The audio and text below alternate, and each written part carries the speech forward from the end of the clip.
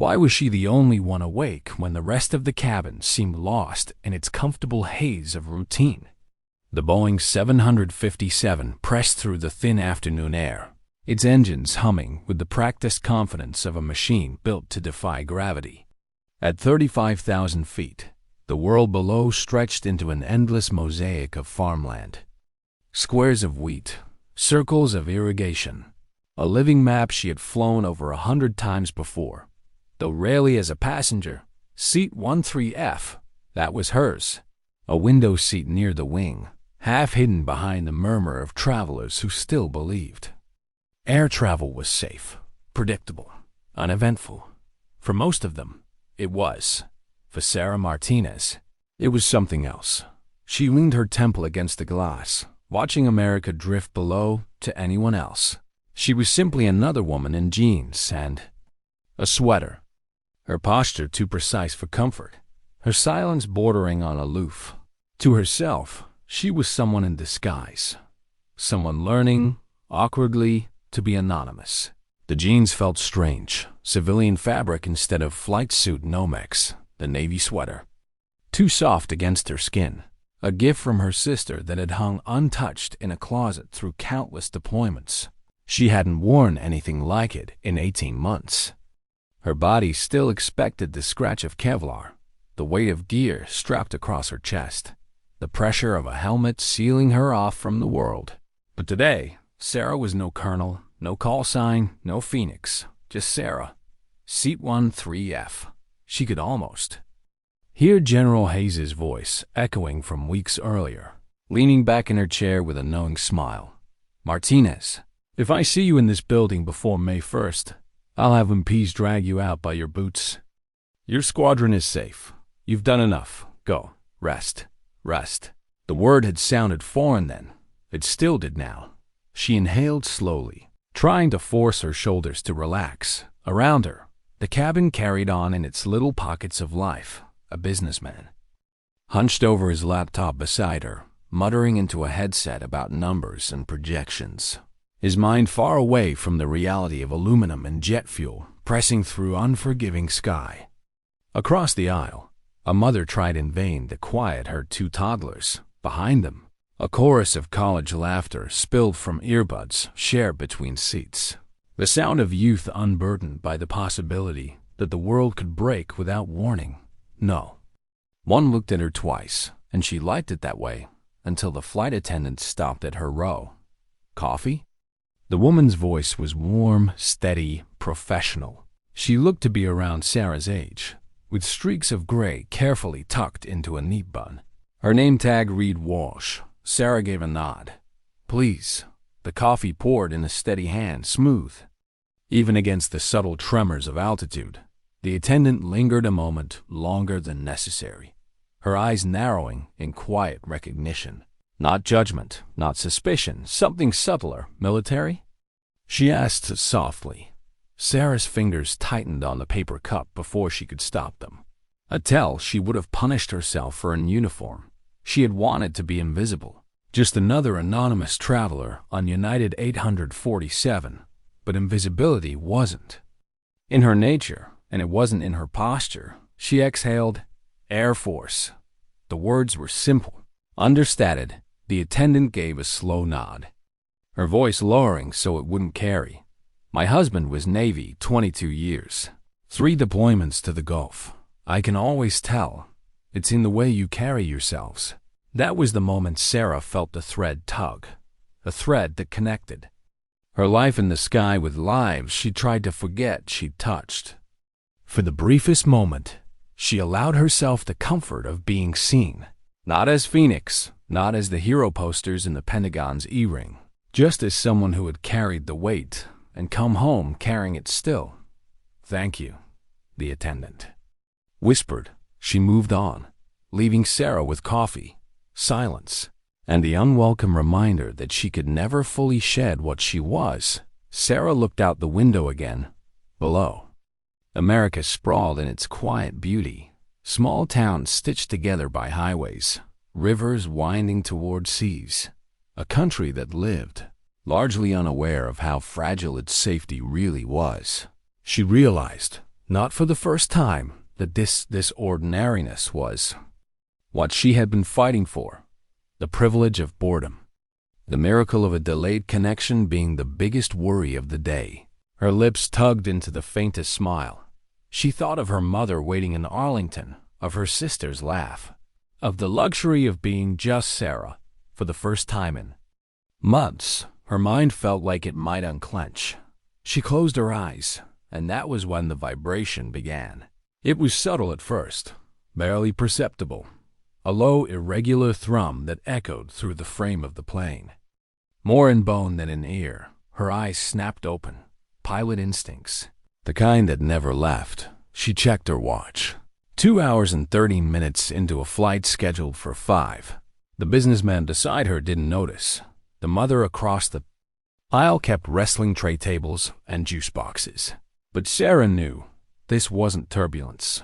This was mechanical, and it was wrong. The vibration grew into a shudder. Plastic cups rattled. Coffee rippled in its paper walls. Passengers glanced up briefly, then looked back to magazines, to screens, to conversations, all except Sarah. Her hand found the window frame, bracing against a motion her body recognized from another life. Kandahar. Hydraulic pump failure. That same rhythm of a wounded bird. The intercom crackled. Ladies and gentlemen, we're experiencing some minor technical difficulties. Minor. Sarah's jaw tightened. She knew those words. She had used them herself over hostile territory, when admitting the truth would have been too much for her wingman to hear. Minor meant survival balanced on a knife's edge. Minor meant death hiding in the silence between reassurances. Then came the metallic screech, a tearing grind deep in the aircraft's belly. 3 seconds of sound that froze her blood. Around her, faces shifted from calm to confused. Then from confused to frightened, a child whimpered. The businessman's eyes flicked up, his fingers frozen on the keyboard. The laughter from behind them cut off mid-breath. Sarah had heard that sound before. Pumps failing, controls fighting, backup systems straining against inevitability. When the oxygen masks dropped with a violent thud, the cabin erupted, screams, prayers, sobs, chaos. Sarah's mask was already over her face before most had registered the change. Her movements were precise, automatic, training layered over instinct, and then gravity took hold. The nose pitched down, not a controlled descent, a fall. The businessman clawed at his mask. Gasping, panicking, the mother cried openly as she fumbled to fit masks onto her children. From the back came a scream that tore through the cabin like a knife. The air was filled with the white hiss of oxygen and the desperate noise of human fear. But Sarah, she shifted. She let her mind go cold, focused, the way it always had when fire lit the sky and her Falcon was trailing smoke. Checklists in her head. Diagnosis. Hydraulic failure. Multiple systems compromised. Pilots up front fighting with muscle and prayer. She looked through the window, saw the Colorado ground racing up too fast, too soon. And she understood the truth. This wasn't survivable. Not like this. Not unless someone changed the odds. For a heartbeat, Sarah considered staying silent. She was out of uniform. She had no authority here, no place. But that part of her, the one that had carried her squadron through impossible skies, the one that had dragged a crippled jet through firestorms over the Hindu Kush, that part never died. She wasn't Phoenix now, but she was still a pilot, still someone who refused to accept helplessness. The plane shuddered violently, throwing drinks and bags into aisles. Strangers clutched each other. Passengers broke into tears. And Sarah Martinez knew it was time to go to work. How do you convince strangers to trust you when every instinct they have is screaming panic? Jennifer Walsh, 12 years a flight attendant, moved through the tilted cabin with a calm she didn't entirely feel. She had seen turbulence, medical emergencies, even a lightning strike once, but nothing like this. The aircraft wasn't misbehaving. It was fighting for its life. Passengers sobbed, clutched hands, prayed into dangling yellow masks. An elderly couple whispered Hail Marys. A teenage boy tried to film the chaos until his mother slapped the phone away and pulled him close. Strangers were reaching for each other now, as if unfamiliar hands could anchor them against gravity's betrayal. And then Jennifer saw her row 13 window seat. The woman who'd drawn her attention earlier, sitting too straight, too composed. The one who hadn't panicked when the masks dropped. Jennifer leaned in, checking the mask seal on the businessman beside her, and felt her arm caught not with desperate strength, but with firm, deliberate control. Jennifer, the woman said, using her name with the casual authority of someone accustomed to being heard. I need to talk to the captain. Jennifer blinked. Ma'am, I need you to remain seated and keep your mask on. The pilots are handling, and I'm a pilot. Sarah interrupted, her voice cutting through the din like a blade. United States Air Force. I've dealt with hydraulic failures before. Multiple system failures. I can help. Jennifer's training warred with her instincts. Regulations were clear. The cockpit was sacrosanct. No one unauthorized, no matter who they claimed to be. But as the aircraft bucked again, throwing cups and phones into the aisle, she looked into Sarah's eyes and saw something she hadn't seen in anyone else aboard. Clarity. What kind of pilot? Jennifer asked. Fighter. F-16s mostly. I've brought damaged aircraft home before. Sarah's eyes didn't waver. I know what's happening up there. I've been where they are. Another violent jolt rattled the fuselage. Jennifer didn't hesitate again. She reached for the master key clipped to her uniform. Follow me. As they pushed forward, Sarah paused at the galley and grabbed the intercom. The cabin was a maelstrom of panic screams, prayers, the hiss of oxygen. Her voice cut through it like steel fog. Ladies and gentlemen, this is Colonel Sarah Martinez, United States Air Force. Every head turned. The name meant nothing to most, but the tone, the calm, the authority slammed into them like a lifeline. We are going to get through this, she said, unwavering. But I need everyone to stay calm and follow the crew's instructions. We have excellent pilots up front, and I am going to help them bring us home safely. The effect was immediate. The crying softened to muffled sniffles. The whispering panic stilled. Even the young students behind her fell silent, eyes fixed on her as though waiting for further orders. Sarah handed the mic back to Jennifer. Let's go. At the cockpit door. Jennifer's key turned with a trembling click. She opened the reinforced door, and Sarah stepped into a world that was both familiar and alien. The cockpit was smaller than the jets she had lived in, cluttered with instruments she hadn't touched before, but the desperation in the air was the same.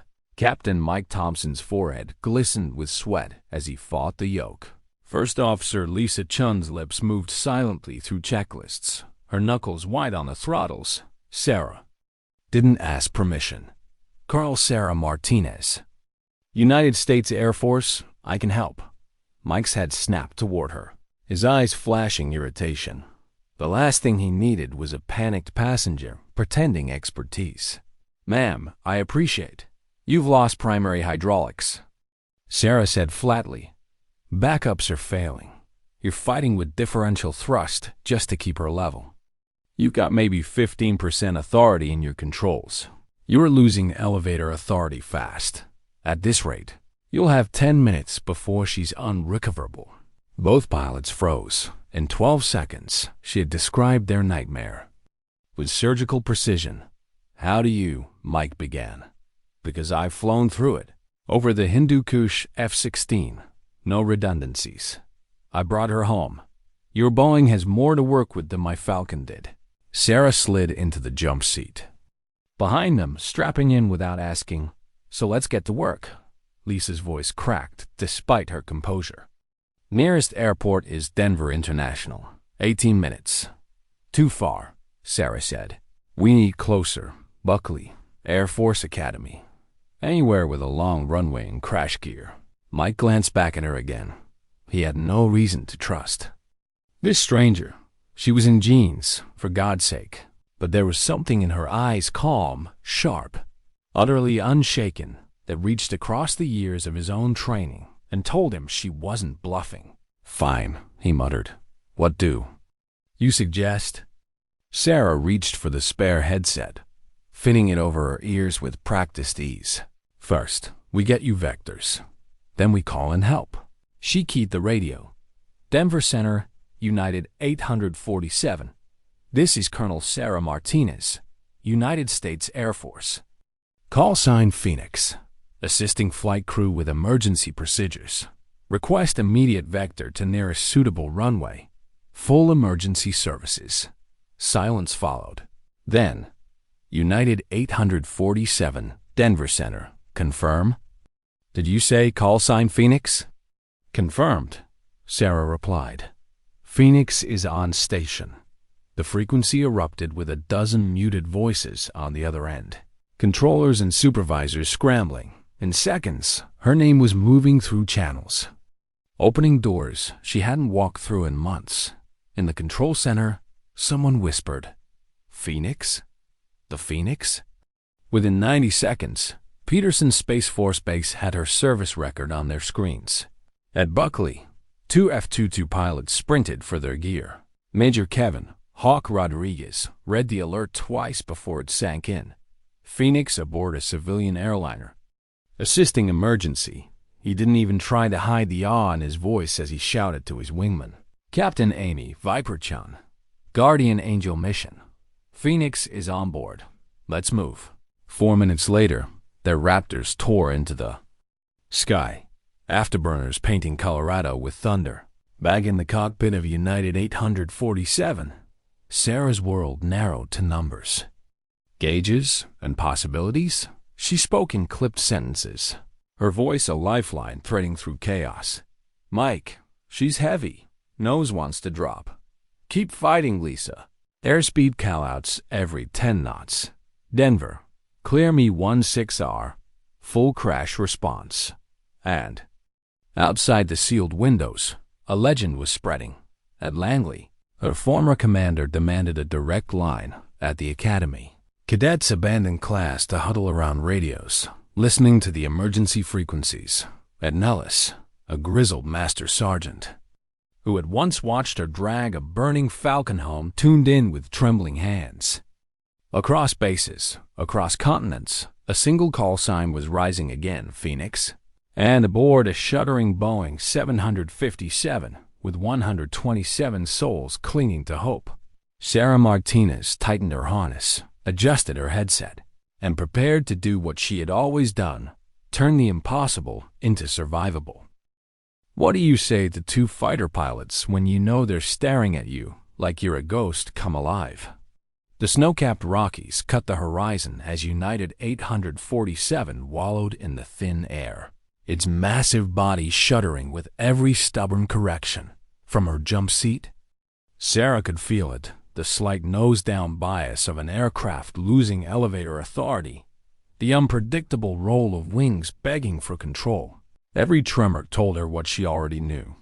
They were flying on borrowed time, and then, over the radio, a voice broke through, steady, calm, professional.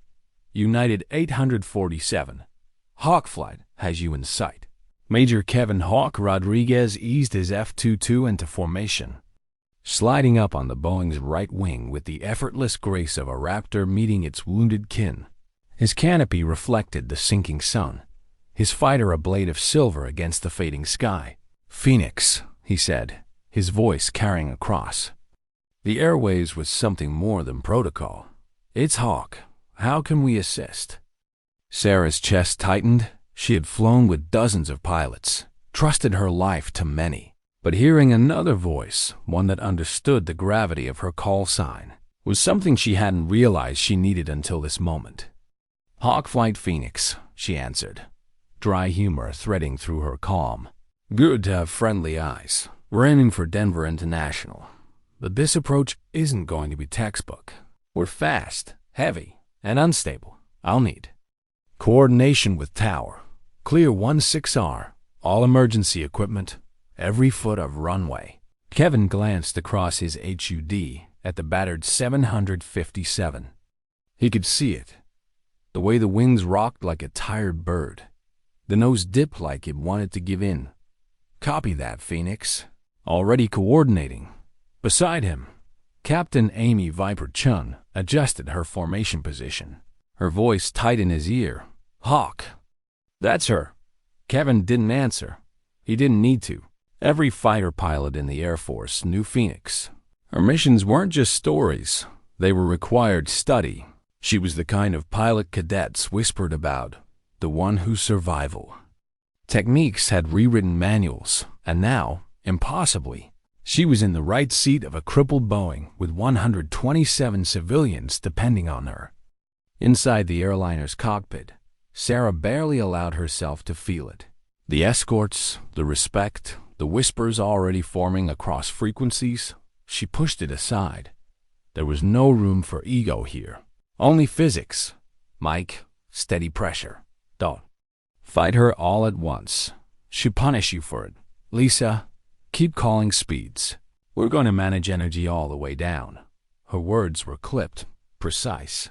Yet underneath, her thoughts flickered like shadows. What if I misjudge? What if the math fails? What if I let them all down? She silenced it. Doubt was a luxury on the ground. Words spread faster than the failing hydraulics that threatened her life. At Langley, Carl Marcus Webb stood in front of a radar screen. Jaw, tight eyes glassy. That's my pilot, he thought. I sent her into fire, and she always came back. She'd come back now at Ramstein, Germany. Pilots crowded radios well past midnight, whispering her name like a talisman at Osan, South Korea. Briefings stopped mid-sentence as updates crackled in. At the Air Force Academy, cadets abandoned classrooms, pressing into ready rooms where live frequencies carried the calm of a woman they idolized. And in Denver International's Operations Center, a different kind of awe took root. Susan Morrison, 22 years managing every kind of disaster. An airport could throw, stared at her monitor. 37 emergency vehicles lined runway 16R. State Patrol was sending ambulances. The Guard was spinning up helicopters. And all of it was being marshaled for one aircraft, one name. Phoenix is flying 847, someone said. The words rippled through the command center like a spell back inside the cabin of the Boeing. The ripple was slower, more fragile. Passengers had heard her voice. Some had caught her name. But it was Maria Santos, the exhausted mother of two, who began passing the truth down the rows. She's Air Force. Maria whispered to the elderly couple behind her. She's famous, a hero. She saved Marines in Afghanistan. They said her name on the radio Phoenix. The words spread like fire in dry grass. The businessman who'd once cared only for quarterly projections now whispered them to the college students. Phoenix, he said, awe in his tone. That's her, the legend. Flying our plane in row 19. A man with salt and pepper hair closed his eyes and muttered thanks. He knew the call sign. He had served once. He understood what it meant. Hope was building, fragile but real. Sarah kept her focus locked. Numbers, gauges, calculations, but she felt it pressing in the weight of 124 passengers behind her. The hundreds of voices on frequencies around the world.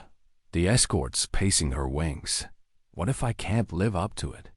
The thought slid in like a crack in armor. She pushed it down again. She looked at Mike. His jaw was clenched, sweat dripping. You're doing fine, she told him. Trust me. I've seen worse. Lisa's voice rose above the hiss of air. Airspeed 215. Sarah nodded. Good, hold it. She pressed the transmit button again. Her voice filled military and civilian channels alike. All stations. This is Phoenix. We're coming home. Stand by. In Nellis. A master sergeant who had once watched her limp back on fumes whispered, Bring them home, ma'am. In Arlington, her mother sat in a quiet kitchen, television glowing with breaking news, hands trembling over her coffee cup as she heard her daughter's name, and in the cockpit of a failing Boeing, Sarah Martinez straightened her shoulders, her sweater clinging damp against her skin. and prepared to lead them into the descent. What does it feel like to guide a wounded giant back to Earth when the world is listening for your every breath? At 39,000 feet, the Boeing 757 fought like a tired animal. Its nose wanted to dip. Its wings twitched against calm air. Its engines groaned under asymmetric thrust. To the untrained eye, it was still flying. To Sarah Martinez, it was bleeding out in slow motion. Her headset pressed tight against her ears. Phoenix, Denver approach, runway 16R is cleared. All. Emergency services in position. Colonel, the entire aviation community is standing by. You're clear for any approach you deem necessary. The weight of those words pressed harder than gravity. The entire aviation community. Every base, every ready room, every frequency alive with her name. She forced herself to inhale. Steady, slow. Copy, she said. We're beginning descent. Expect fast, steep, and unconventional. Mike's knuckles were white on the yoke. Lisa's pen scratched across her checklist, her voice calm but pitched an octave higher. Sarah leaned forward, her eyes sweeping dials. Hands steady even as the aircraft shuddered like it wanted to shake them off. Mike, she said quietly, start thinking like a test pilot. Every instinct you've built in this aircraft is about to scream wrong. Ignore it. Physics is our friend, not procedure. He flicked her a glance. Sweat streaked his temple. You always talk like this? She almost smiled. Only when we're not supposed to survive. Outside the cockpit, Kevin Hawk Rodriguez and Amy Viper-Chun held formation in their Raptors.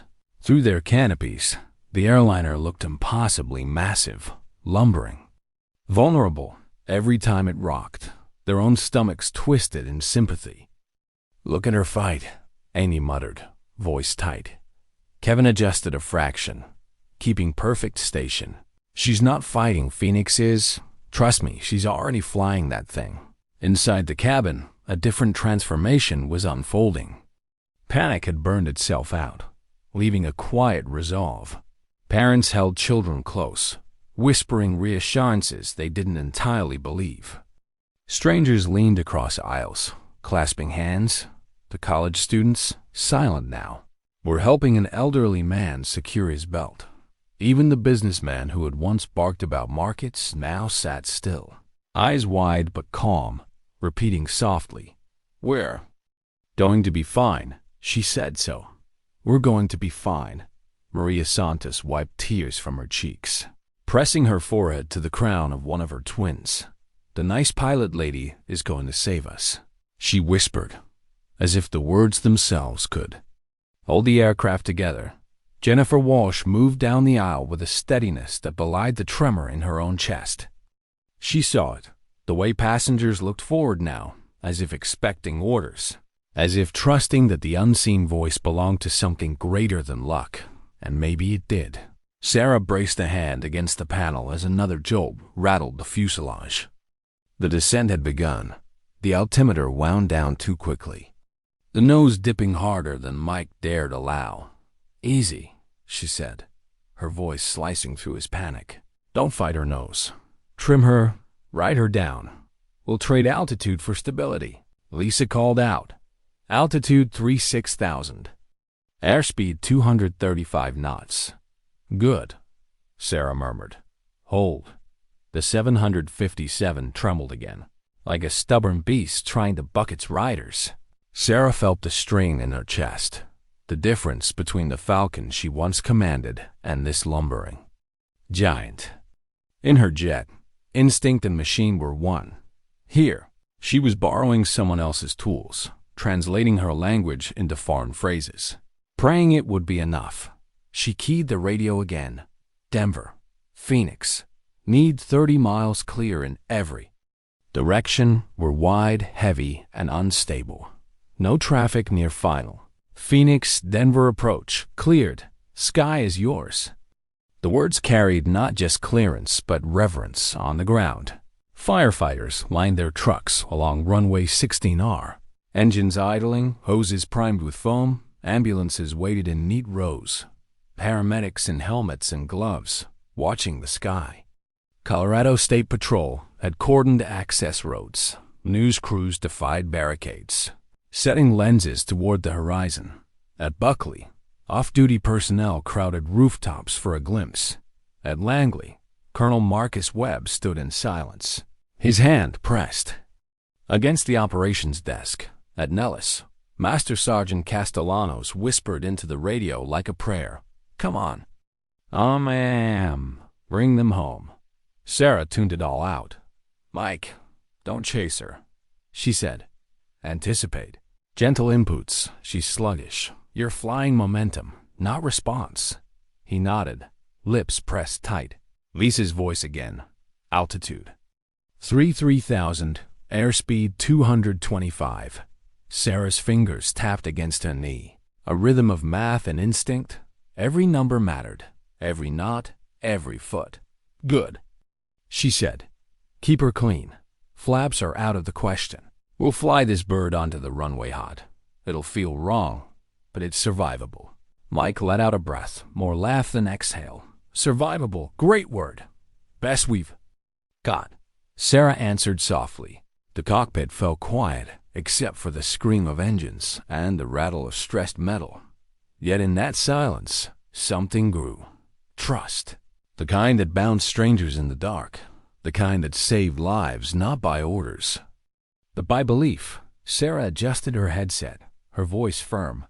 "All stations, this is Phoenix. We are commencing emergency descent to Denver International. Expect fast approach. This is not standard procedure. Repeat, this is going to be unconventional." Her words carried across frequencies, through military towers, civilian radios, amateur scanners, and living rooms where veterans sat frozen. A ripple of silence answered her. Respect, anticipation, fear in the cabin. Maria Santos heard the announcement and squeezed her children tighter. The businessman looked to the college students. The elderly woman kissed her rosary. And together, in their own quiet way, they decided to believe. The descent deepened. Altitude bled away. 31,000, 29, 27. The Rockies loomed larger, their peaks catching the late sun like jagged blades. Mike's arms trembled under the strain of forcing a crippled yoke. Sarah leaned closer, her voice calm, a tether in the storm. "You've got this, Mike. Let her glide down. Trust your touch. I'll call adjustments." For the briefest second, his eyes flicked to hers, and in them he saw no fear, only the same resolve he'd once seen in instructors when he was still a rookie. The kind that said, "You can do this because I believe you can." The plane bucked again, a violent lurch that sent overhead bins rattling. Lisa's voice broke rhythm. "Altitude 25,000, airspeed 220. Sarah's grip tightened. "Too fast, too heavy. Engines, bring number 1 down 2%. Stabilize her yaw, hold." Hold there. The Boeing groaned, but it obeyed. A fragile equilibrium. One heartbeat from chaos. Outside, the Raptors tightened formation. Amy's breath hissed in her mask. "She's riding the knife-edge hawk. That's impossible." Kevin swallowed hard. His eyes locked on the 757. Not for her. Not for Phoenix. In living rooms, in ready rooms, in towers across the world. People leaned closer to radios and screens. At Denver, crowds pressed against glass. On the tarmac, firefighters shifted uneasily, watching the horizon, and in seat 13F, now empty except for a crumpled sweater, the story of a passenger was already gone. What remained was a pilot, a warrior, a woman who had slipped back into the role she could never truly shed. Sarah Martinez, Phoenix, guiding them down. The descent was only beginning. How many times can a heart break in silence before it forgets how to beat? The cockpit of United 847 had become a crucible of noise and stillness. Engines screamed in uneven harmony. Metal shuddered. Alarms flickered in angry red. Yet in the center of it all, Sarah Martinez sat steady, her voice low, sharp, guiding. "Altitude 22,000, airspeed 210, Lisa called out. Good, Sarah replied. Her eyes flicked across dials, then out the window at the jagged Rockies, looming larger. Mike, hold her nose. Don't fight too much. Ride the slope. Mike's forearms strained against the yoke. His body trembled with the effort, but his jaw stayed clenched. Feels like she wants to roll left. Compensate with engine 2, gentle. She's talking to you, listen. He eased back on the throttle. The shudder softened. Not gone, but bearable. He let out a breath he hadn't realized he was holding. Sarah allowed herself the smallest nod. Not relief, never that, but acknowledgement. Behind him. The cabin was locked in its own suspended reality. Passengers sat in silence, masks still dangling, though the oxygen had been restored. No one laughed. No one moved unnecessarily. Parents whispered steady rhythms of comfort. Strangers held hands. Every pair of eyes tilted toward the front, toward the invisible woman whose voice had anchored them since panic first broke. Maria Santos, her twins curled into her sides, felt something she hadn't in hours. Hope. The lady pilot is flying us now, she whispered to them, as though the words themselves could weave protection. And in row 19, Robert Kim, the businessman, whose laptop had closed with a crack when the first shutter struck, leaned back with tears burning his eyes. He didn't understand hydraulics or flight controls, but he understood tone. Whoever this colonel was, she sounded like someone who never quit. The plane groaned again. Its nose dipping, Sarah braced against the panel, her voice cutting through before Mike could overreact. Hold. Don't yank her up. Ride it. She's bleeding altitude, but that's better than stalling. Lisa's voice rose. Altitude 19,000. Airspeed 205. Sarah's lips pressed. Thin. Good. Keep calling. Outside, the Raptors tightened formation. Kevin Hawk Rodriguez watched the lumbering Boeing wallow toward the plains. His HUD traced every unstable dip, every desperate correction. She's flying it like a falcon, he murmured. Amy Viper Chun glanced across at him. Except that's not a falcon. That's a brick with wings. Then watch her make it glide. Their afterburners stayed cold. They were escorts, not saviors. They couldn't lift the Boeing. All they could do was bear witness silent guardians in the thinning air. Down below, Denver International braced. Emergency vehicles lined both sides of runway 16R. Red and white lights pulsing in anticipation, fire hoses primed with foam, ambulances staged in perfect rows. Police cordons pushed crowds back.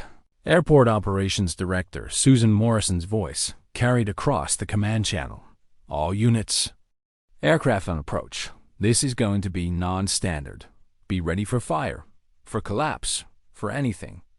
But her own hands trembled because she, too, had heard the name Phoenix in the Pentagon. Senior staff clustered around screens. At Langley, Webb stood ramrod straight, whispering under his breath. At Ramstein, cadets leaned forward, eyes wide, and at a quiet kitchen table in Arlington, an elderly woman pressed a trembling hand over her heart, whispering her daughter's name. Back in the cockpit, Sarah keyed her mic.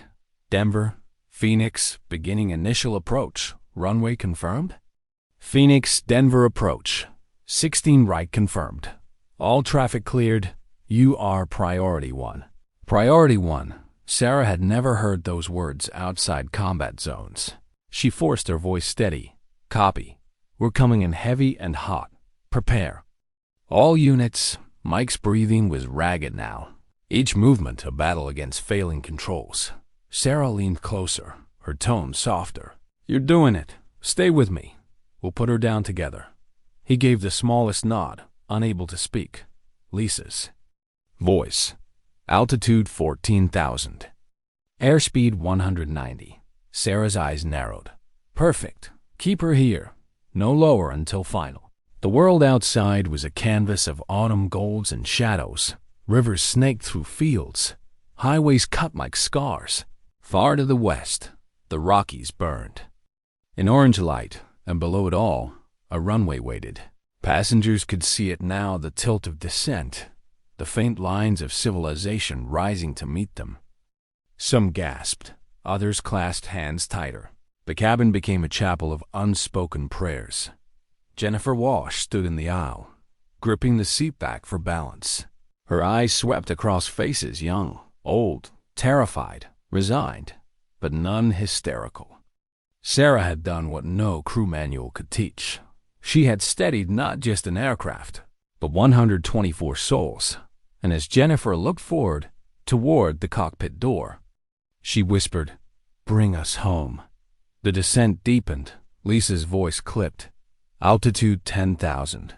Airspeed 185. Sarah adjusted her harness, her words precise. "Mike, flare at 50 feet shallow. We want her to fly onto the runway, not drop. Reverse thrust maximum. Brakes. Don't count on them. We're relying on engines and runway length." Mike's lips twitched into the ghost of a grin. "You make it sound easy." "Nothing about this is easy," Sarah answered. "That's why we're still alive." The Boeing jolted again, a violent roll that sent trays clattering. Passengers cried out, but Sarah's voice snapped sharp, commanding, "Recover with throttle. Don't yank, spin. That's it. Hold. Good." Mike obeyed. The roll softened. The giant steadied, barely. Outside, Kevin's heart hammered. "She's flying it down, damn it." "She's actually flying it down," Amy whispered. "Phoenix, not as a name, as a prayer," and the world listened. Radios across continents carried the call sign. Social media blazed with hashtags.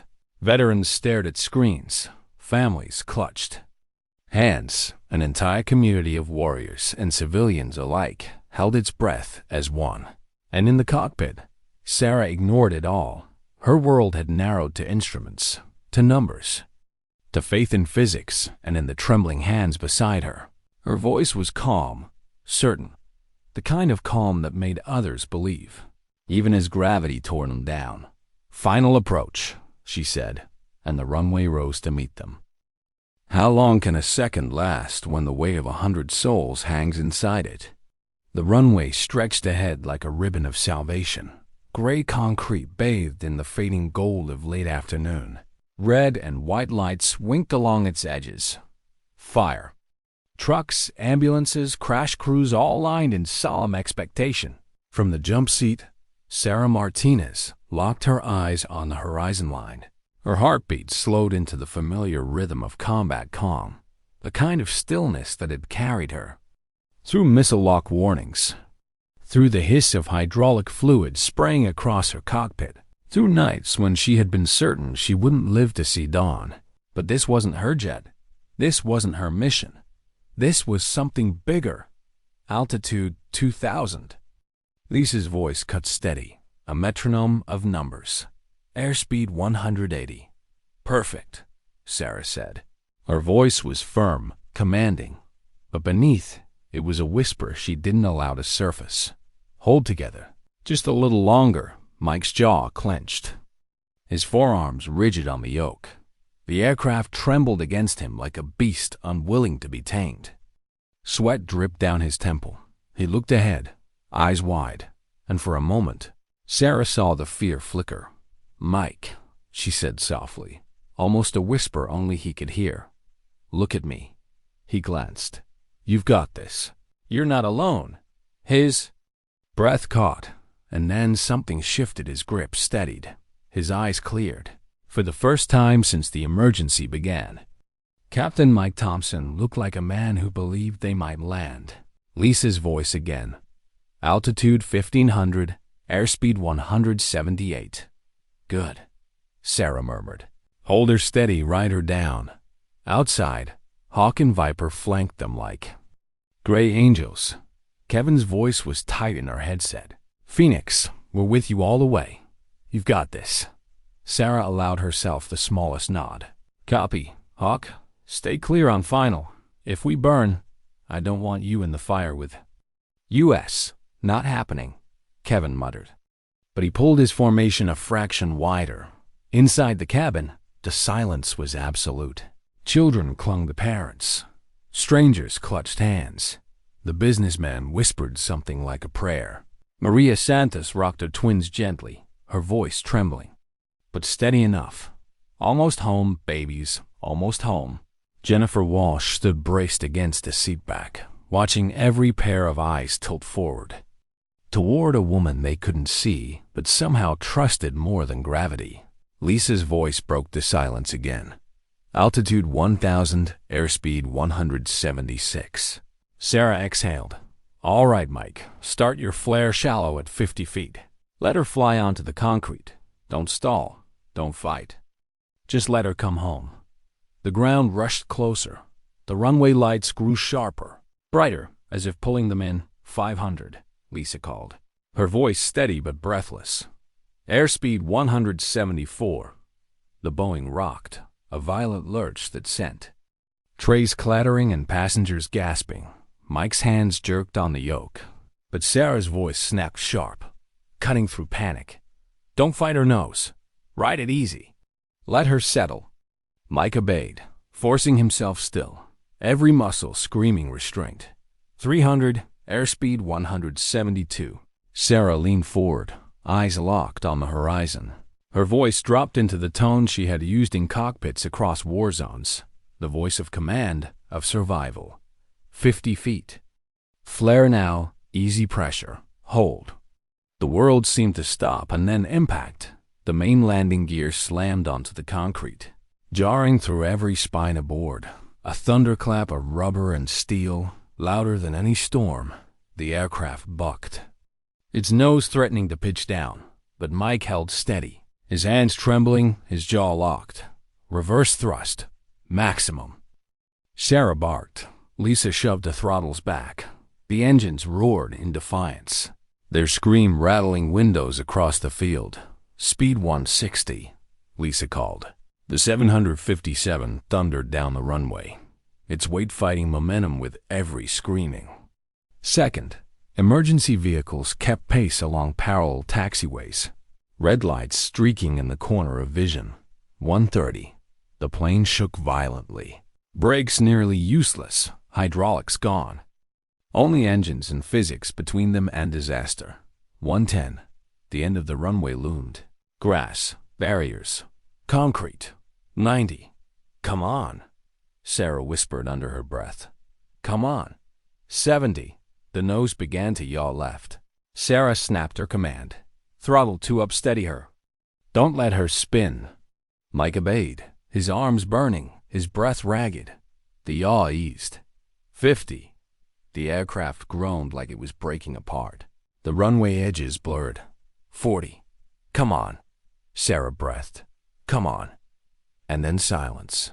The Boeing rolled to a halt, 800 yards shy of the runway's end. Engines sputtering down, metal shivering into stillness. For a moment, no one moved, no one breathed.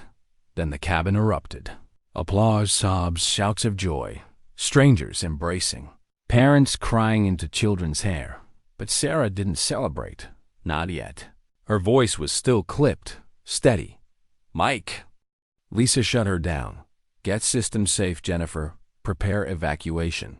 We're not done until every soul is on the ground. Only when the last switch was flipped, the last checklist complete, did Sarah allow herself to lean back in the jump seat. Her chest rose and fell, heavy with exhaustion. Her hands trembled, now the tremor she hadn't allowed during the firestorm. Through the cockpit windows, she saw them. Fire trucks, ambulances, crews racing toward them, and beyond, something that stole her breath. Uniforms, military uniforms lining the tarmac, formations of airmen, soldiers, veterans, some active, some retired, some gray with age, all standing at rigid attention. Waiting for her, Sarah swallowed hard. She hadn't asked for this. She hadn't wanted it. She had boarded United 847 in jeans and a sweater, trying to be invisible, and now, as emergency. Stairs rolled toward the door. She understood the truth. She was invisible no longer. What happens when the silence after survival is louder than the storm itself? The engines wound down into groaning stillness, leaving the cabin filled with nothing but ragged breathing and the distant wail of approaching sirens. Passengers sat, frozen, their hands still locked together, their eyes wide with disbelief. Then, slowly, sound returned. A sob, a laugh, applause erupting like thunder rolling through the narrow aisles. Parents hugged children, strangers embraced. The businessman who had muttered quarterly projections hours earlier pressed both hands over his face. Shoulders shaking, Maria Santos clutched her twins, tears streaking down her cheeks. "We're safe," she whispered into their hair. "We're safe." Jennifer Walsh's voice, hoarse but steady, came over the intercom. "Ladies and gentlemen, welcome to Denver International Airport." Her voice broke on the words. She paused, swallowing, before continuing.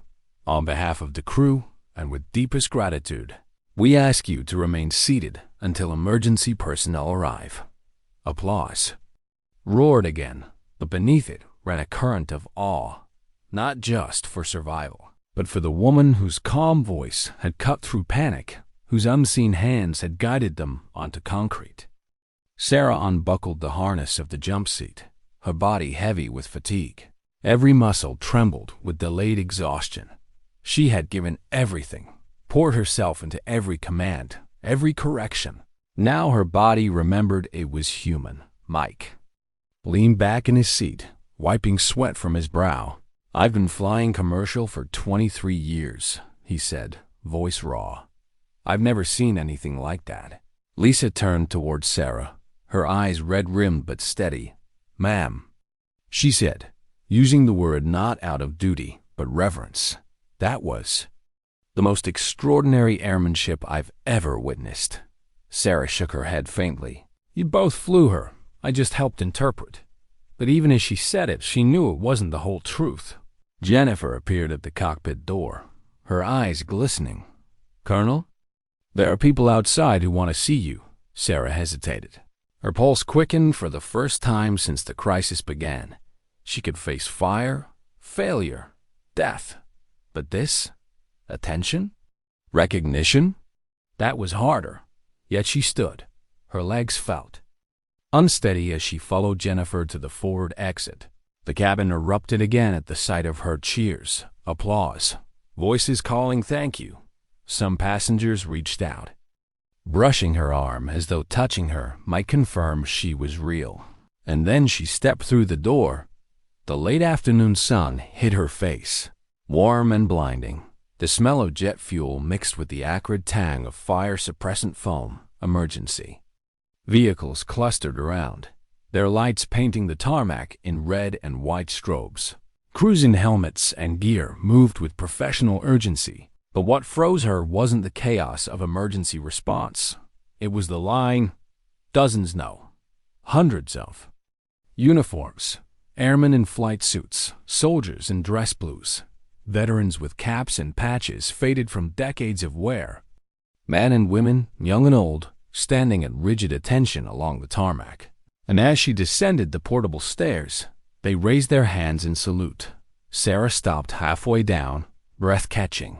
Her eyes swept the formation, faces familiar and strange. Major Kevin "Hawk" Rodriguez stood at the front, his helmet under his arm, his jaw clenched with emotion. Beside him, Captain Amy Viper Chun mirrored the salute. Behind them stretched a sea of others active duty, retired, National Guard, even civilians with service in their eyes. On the stairs, Sarah faltered. She hadn't expected this. She hadn't wanted it. She had boarded as Sarah. Just Sarah, jeans and sweater, trying to disappear. Now Phoenix stood exposed. She straightened. Her body remembered long-forgotten ceremony. The spine aligned, the shoulders back. She lifted her hand, slow, but precise. Returning the salute, the tarmac went silent. No sirens, no engines, just the click of cameras. The weight of reverence. For one suspended moment, Sarah was no longer a passenger, no longer invisible. She was what they saw, a warrior who had carried her oath into the sky one more time. The salute lowered in perfect unison, and then, as if released from spell, The line broke into motion. Faces came forward. Master Sergeant Tony Castellanos, older now, his hands scarred from decades on the line. "Ma'am," he said, his voice breaking, "you still make the impossible look easy." Captain Janet Spike Williams, once her student, now a trainer herself. "I teach cadets what you taught me. Phoenix, they know your name before they know mine. Chief Master Sergeant Miguel Rodriguez." From Afghanistan days, his salute was crisp, but his words were softer. "You brought us home then. You brought them home today. Some things never change." Sarah could barely speak. Her throat closed against the tide of emotion. She nodded, shook hands, whispered words she could hardly hear herself saying. And then came the smallest figure, a boy, 8 years old, hair ruffled by wind. His hand gripped a crumpled boarding pass. He stared up at her with wide, awe-filled eyes. "Ma'am, are you really a fighter pilot?" Sarah knelt, her knees stiff, her heart aching. She met his eyes, softening into something the uniform had always hidden. "I am," she said gently. "And today, I gotta help fly your airplane home safe." The boy swallowed hard, his voice trembling with the unfiltered honesty of childhood. "My dad says fighter pilots are the bravest people in the world. Are you brave?" Sarah paused. She considered the question as though it were the most serious she'd ever been asked. "I think brave people," she said softly, "are just ordinary people who do what needs to be done when others are counting on them. Today, everyone on that airplane was brave." The boy's eyes shone. He held out the boarding pass and a pen. "Will you sign this?" Her hand trembled as she wrote. "To Danny, remember that heroes are ordinary people who choose to do extraordinary things. Aim high. Colonel Sarah Phoenix Martinez, USF." She handed it back. He gripped it like treasure. Behind him, his mother wiped tears around them. Passengers approached Maria with her twins. Robert Kim with his tear-streaked face, college students clutching phones. They wanted handshakes, photos, words. They wanted to stand close to the woman who had reminded them survival wasn't just luck. But Sarah didn't see herself as they did. She still felt like the tired colonel in jeans, just trying to go home, and maybe that was what made the moment real. As the crowd swelled, as cameras clicked, as military and civilian alike pressed forward, Sarah stood quietly in the fading light. She hadn't asked for recognition. She hadn't sought it. But perhaps dignity wasn't about wanting to be seen. Perhaps it was about showing up when the world needed you, even when you only wanted to disappear. And on that tarmac in Denver, surrounded by gratitude and reverence, Sarah Martinez Phoenix was learning that lesson all over again. How do you return to being invisible when the world has just witnessed your soul? The tarmac slowly emptied. Fire crews rolled hoses back into place. Ambulances idled with doors closed. Medics leaning against bumpers with relief etched across their faces. Reporters clustered beyond the cordons, their voices carried on the wind hungry for interviews. Soundbites, anything they could wrap into a headline. But Sarah Martinez stayed apart from it. She stood near the shadow of the aircraft, her sweater streaked with sweat and grease, her hands still trembling faintly.